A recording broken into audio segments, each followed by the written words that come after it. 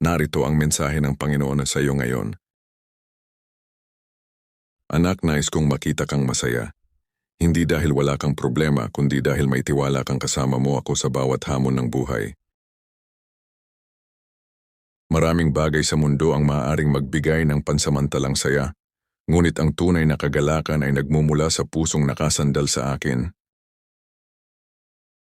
Alam kong hindi laging madali ang ngumiti. May mga araw na mabigat ang iyong dinadala.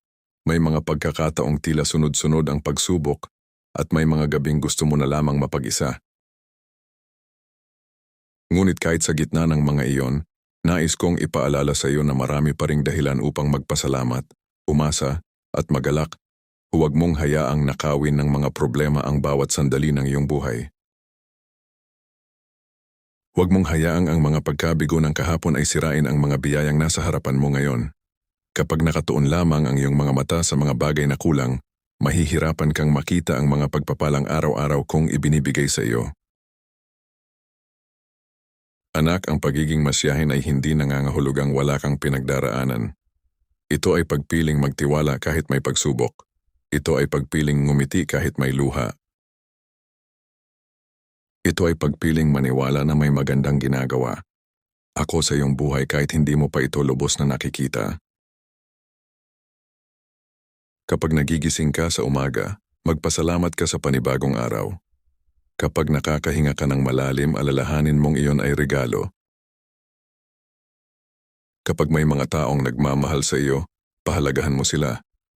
At kapag may maliliit na biyayang dumarating sa iyong buhay, huwag mong kalimutang kilalanin ang aking kabutihan.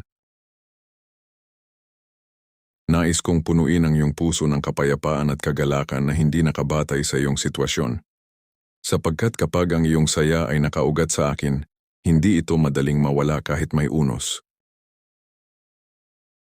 Maari kang umiyak, maari kang mapagod, ngunit hindi mawawala ang pag-asang nagbibigay liwanag sa iyong puso. Kaya ngumiti ka. Anak, huwag dahil perpekto ang buhay kundi dahil may Diyos kang tapat.